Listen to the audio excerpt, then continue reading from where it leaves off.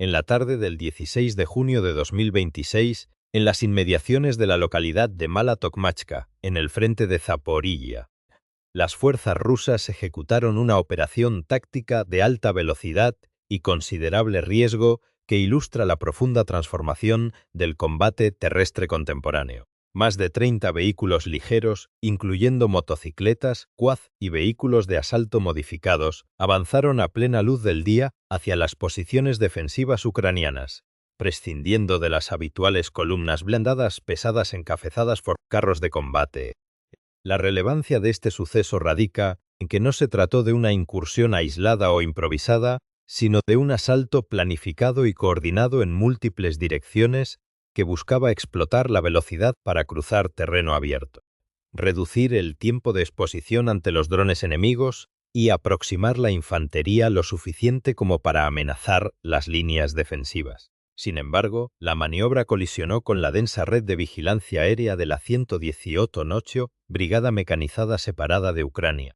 resultando en la desarticulación de la fuerza de asalto y abriendo un debate crítico sobre los límites de la movilidad ligera frente a la observación constante. Este acontecimiento pone de manifiesto un cambio doctrinal forzado por la necesidad en el teatro de operaciones ucraniano. Durante décadas, los carros de combate y los vehículos de combate de infantería han sido los pilares del poder fáctico en el terreno, diseñados para transportar tropas y romper líneas enemigas bajo la protección de su blindaje. En el contexto actual, aunque estos sistemas siguen siendo letales, su gran firma térmica, su tamaño y su nivel de ruido los convierten en objetivos prioritarios y fácilmente rastreables desde el aire.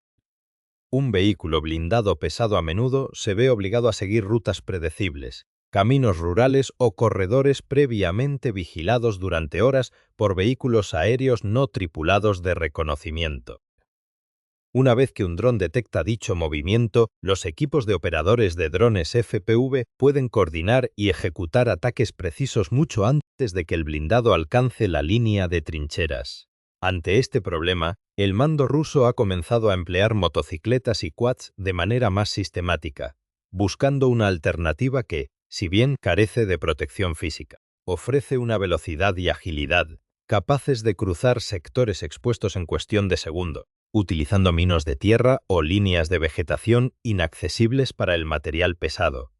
Es fundamental señalar que el uso de estos vehículos ligeros no debe interpretarse como el descubrimiento de una forma superior de guerra blindada, sino como una adaptación táctica bajo una intensa presión material y operativa. Ante el elevado índice de pérdidas de blindados convencionales, los comandantes sobre el terreno recurren a opciones sustancialmente más baratas, sencillas de operar y fáciles de reemplazar. Una motocicleta representa una fracción mínima del coste de un carro de combate, requiere menos combustible,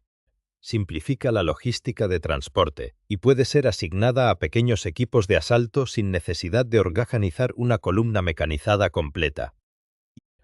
El objetivo de estas incursiones suele ser limitado pero peligroso: alcanzar rápidamente el borde de una trinchera o un asentamiento, poner a prueba los puntos débiles de la defensa,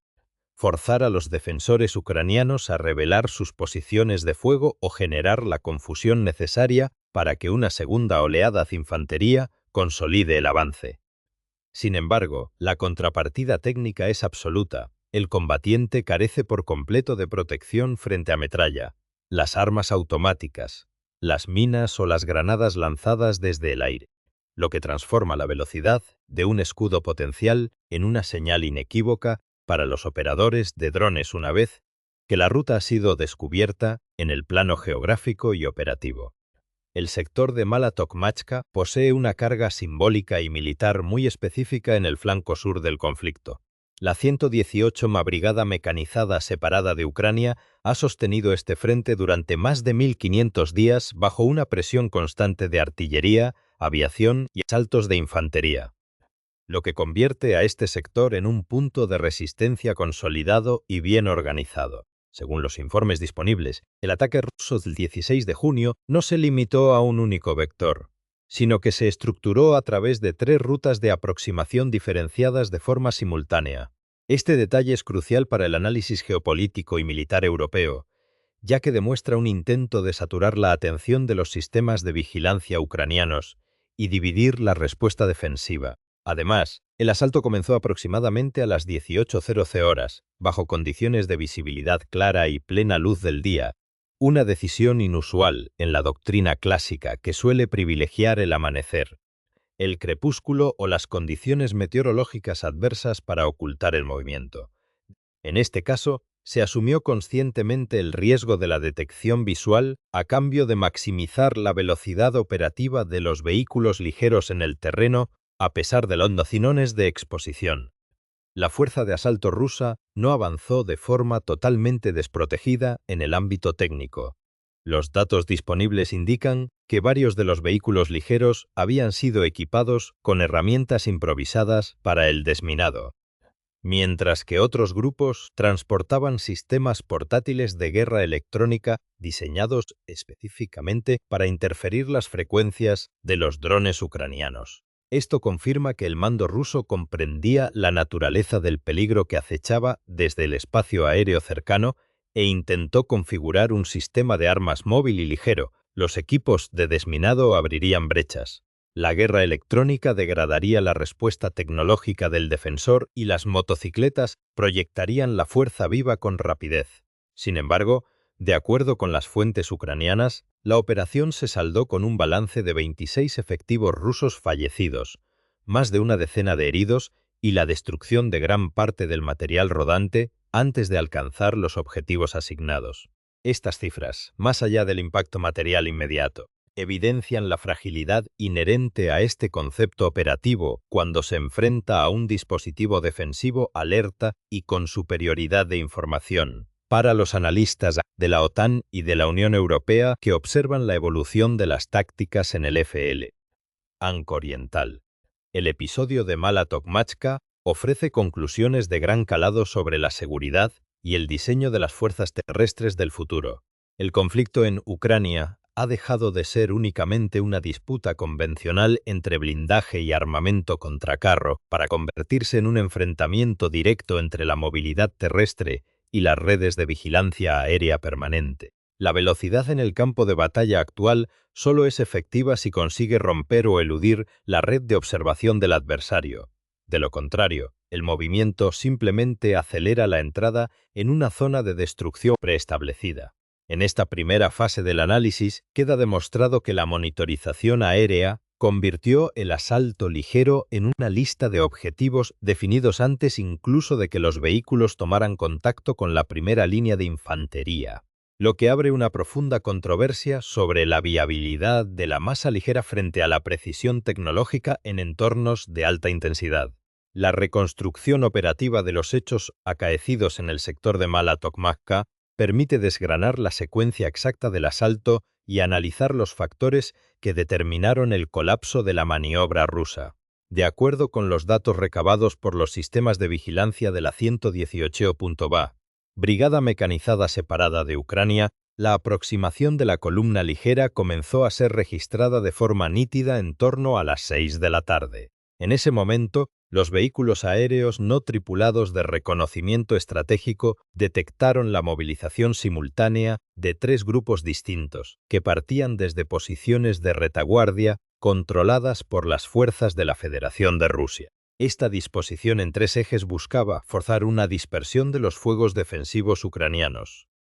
asumiendo que los operadores de drones y las unidades de artillería no darían abasto para monitorizar y batir 3 vectores de ataque concurrentes a lo largo del mapa durante los primeros minutos de la progresión.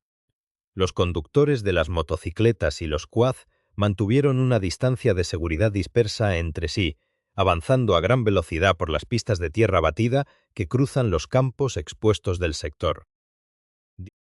En esta fase inicial, la táctica parecía cumplir su propósito teórico.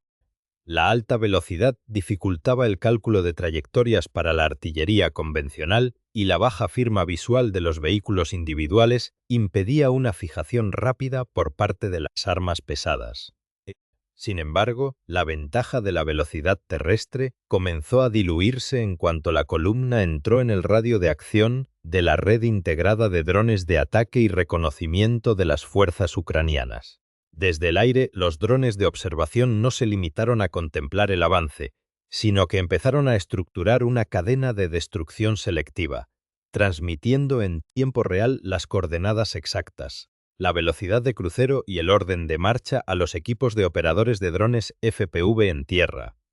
El punto de inflexión del asalto se produjo cuando el primer grupo de vanguardia interceptó la zona de fuego directo establecida por los defensores. Según las imágenes de archivo y los informes técnicos de la jornada, la primera explosión no fue fortuita, sino dirigida específicamente contra el vehículo que lideraba la marcha, el cual transportaba un sistema portátil de guerra electrónica destinado a inhibir las señales de radio.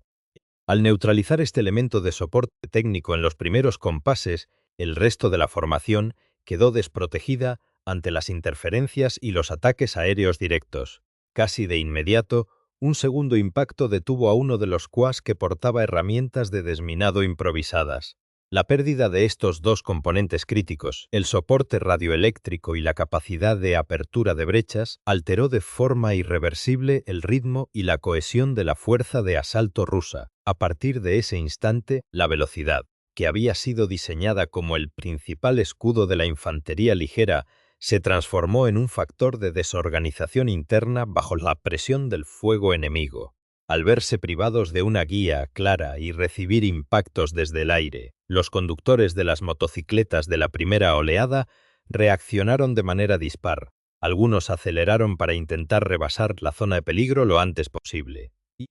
mientras que otros redujeron la velocidad de forma abrupta o intentaron desviarse hacia las líneas de árboles adyacentes para buscar cobertura física. Esta ruptura del ritmo fragmentó la columna compacta en una serie de grupos aislados que perdieron el contacto visual y radial entre sí. La acumulación de humo, polvo y restos de vehículos destruidos sobre el camino principal cegó a los efectivos que avanzaban en la retaguardia, quienes continuaron marchando hacia el mismo embudo de fuego sin conocer el destino de sus compañeros de vanguardia. Las declaraciones oficiales emitidas con posterioridad por portavoces militares ucranianos confirmaron que las pérdidas materiales y humanas se concentraron en este periodo de máxima confusión, que duró aproximadamente 40 minutos. Los comunicados del Ministerio de Defensa de Ucrania detallaron que la combinación de drones FPV y fuego de supresión de armas ligeras logró neutralizar a 26 combatientes rusos e hirió a más de una decena, dejando el entorno sembrado de material inutilizado. Por parte de los canales oficiales rusos y las comunidades de corresponsales militares integradas en redes como Telegram, se reconoció la ejecución de asaltos con alta movilidad en el frente de Zaporilla, argumentando que este tipo de incursiones son necesarias para desgastar las posiciones fortificadas ucranianas. Aunque eludieron ofrecer un balance detallado de bajas o confirmar el fracaso específico de la operación en Mala Tokmachka Este, desfase entre versiones de las partes en conflicto subraya un aspecto crucial para la comprensión de la guerra moderna: la dificultad de mantener la sincronización táctica en un entorno saturado de vigilancia electrónica. La secuencia analizada demuestra que un asalto multidireccional solo mantiene su eficacia si los tiempos de ejecución se respetan estrictamente y si los escalones de retaguardia disponen de información fluida sobre lo que ocurre en el frente. En este caso, cuando la primera oleada colapsó, los elementos de refuerzo que avanzaban por las rutas secundarias carecieron de la flexibilidad necesaria para abortar la misión o desviar su rumbo a tiempo. El resultado fue un taponamiento de las vías de escape donde los quads y las motocicletas, debido a su total vulnerabilidad estructural, se convirtieron en blancos fijos para los drones bombarderos que operaban de forma sistemática sobre el sector barrido. El análisis pormenorizado de este episodio revela asimismo que el uso de medios ligeros presenta un margen de error extremadamente reducido en comparación con las operaciones mecanizadas tradicionales. Si un carro de combate o un vehículo blindado de transporte de tropas sufre un impacto no letal, su estructura puede absorber parte de la energía de la explosión y permitir que la tripulación continúe disparando o emprenda la retirada bajo protección. En las motocicletas y los quads, cualquier impacto cercano, fragmento de metralla o ráfaga de ametralladora pesada invalida el vehículo de inmediato y deja a los soldados expuestos en mitad del terreno abierto. Esta fragilidad intrínseca implica que, una vez rota la sorpresa inicial, la fuerza de asalto pierde toda capacidad de resistencia activa y la operación deriva rápidamente en una misión de supervivencia individualizada, donde la coordinación general del mando superior desaparece por completo ante la inmediatez del peligro. El desenlace del asalto en Mala Tokmatska no solo supuso el cese de los combates en el terreno inmediato, sino que abrió una fase de dispersión y persecución que ilustra la letalidad de los campos de batalla modernos una vez rota la cohesión de una fuerza.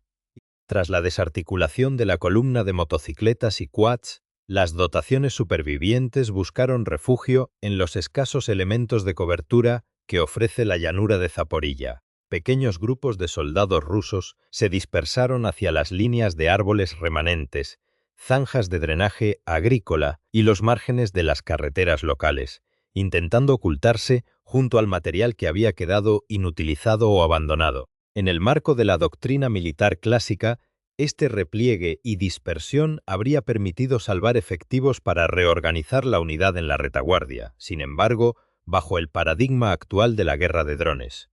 El concepto tradicional de cobertura ha quedado profundamente cuestionado a través de la lente de los vectores de reconocimiento aéreo de la 118ª Brigada Mecanizada Separada de Ucrania.